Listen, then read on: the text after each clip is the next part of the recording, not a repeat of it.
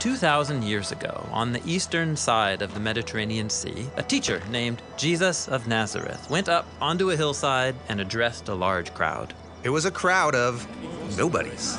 Poor and sick people, their land occupied by the Roman Empire, who charged heavy taxes. This is a ragtag group. And while they don't look like much, Jesus claimed that something surprising was starting with them. So he opened his mouth and said, "Blessed are the poor in spirit, for theirs is the kingdom of the skies."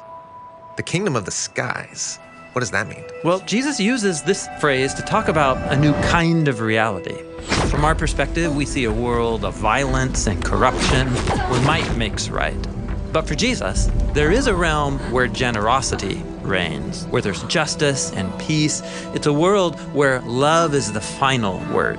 And that reality might as well be up in the skies. It's beyond us. Exactly. It's God's heavenly reality, which might seem far off. But Jesus was claiming that heaven was coming to earth, right here and now, beginning with these people. That's unexpected. And so is what he says next.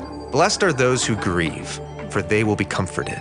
So this group that's at the bottom of society, they know all about loss and grief. But Jesus said something's coming that's going to turn sorrow into joy. And then he said, "Blessed are the unimportant, for they will inherit the land." And these people are not powerful or important, but just wait, Jesus says, because one day it will be you all who are ruling the world. You know, it kind of sounds like Jesus is trying to start a revolution. Well, kind of, but it's not a revolution for those who are hungry for power or influence. This is a movement of people who are going to serve because they long for healthy relationships between people and communities and nations. Yeah, as Jesus puts it next, "Blessed are those who hunger and thirst for righteousness, for they will be satisfied. Blessed are the merciful, for they will be shown mercy." Just imagine it. A group of powerless nobodies ruling the world through generosity and forgiveness and justice. This is a Jesus-style revolution. The next thing Jesus says is, "Blessed are the pure in heart, for they will see God." And this one really raises the bar. To be part of this revolution, my heart needs to be so pure I could look directly at God. Well, Jesus knows that all of our choices, even our good ones, are often driven by mixed motives.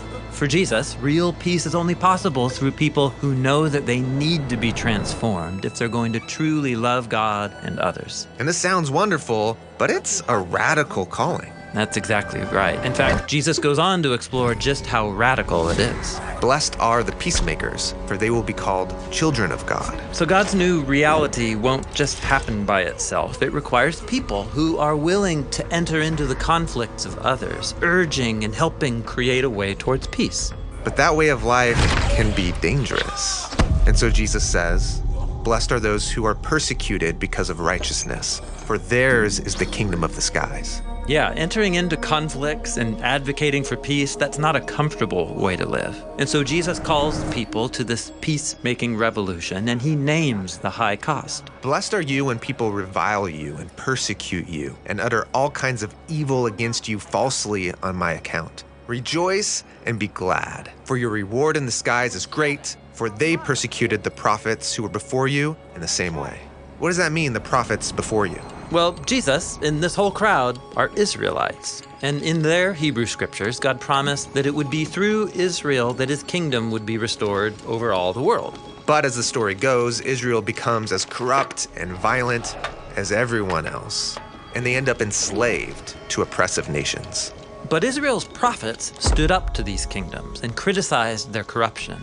They said that one day God's heavenly kingdom would break in, starting with a small group of Israelites who would be willing to surrender everything over to God. So Jesus wants this crowd to see that they're part of that legacy. Yes, and that's why Jesus concludes this first block of teaching with 3 images from their scriptures. The first is, "You are the salt of the land." Salt is a mineral that preserves food for a long time. And in the Bible, salt is used as a symbol of God's long-lasting covenant with Israel. Jesus is saying that he and this ragtag group are the launch party of God's long-lasting ancient promises to renew the world. And then Jesus says, "You are the light of the world. And a city on a hill cannot be hidden. He's referring to the biblical image of God's light, his presence shining out from its dwelling place in the temple in Jerusalem, which was a city on a hill. But these people, they aren't the rulers. I mean, they don't even live in Jerusalem. And yet, surprise, Jesus says, you all are God's salt and city and light. You all are the blessed ones, the new Jerusalem that's going to display God's kingdom to all the world.